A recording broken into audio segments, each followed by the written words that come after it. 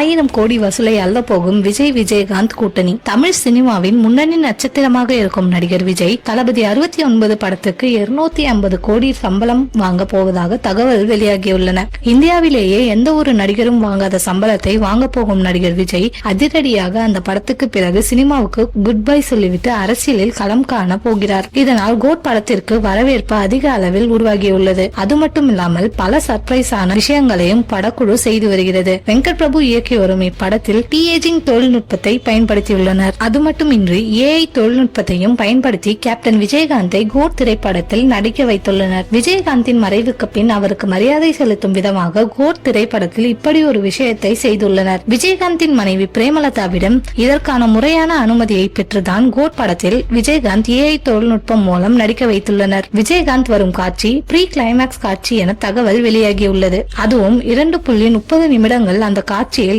AI மூலம் விஜயகாந்தை நடிக்க வைத்துள்ளார்களாம். இந்த காட்சியை மொத்தமாக எடுத்து முடித்துவிட்ட இயக்குனர் வெங்கட் பிரபு பிரேமலதாவிடம் AI மூலம் விஜயகாந்தை நடிக்க வைத்துள்ளதை காட்டியுள்ளனர். இதை பார்த்து பிரேமலதா அசந்து போய்விட்டார் என செய்திகள் வெளியாகின. விஜய் நடிப்பில் கடைசியாக 2 படங்கள் தான் அடுத்து வெளியாக இருப்பதால் கண்டிப்பாக கோட் 1000 கோடி வசூலை தொடும் என கூறப்படுகிறது. சமீபத்தில் கில்லி ரீரிலீஸ் செய்யப்பட்டு வசூலை குவித்தது குறிப்பிடத்தக்கது. இதனால் கோட் படத்திற்கான வரவேற்பு நாளுக்கு நாள் அதிகரித்துக் கொண்டே செல்கிறது.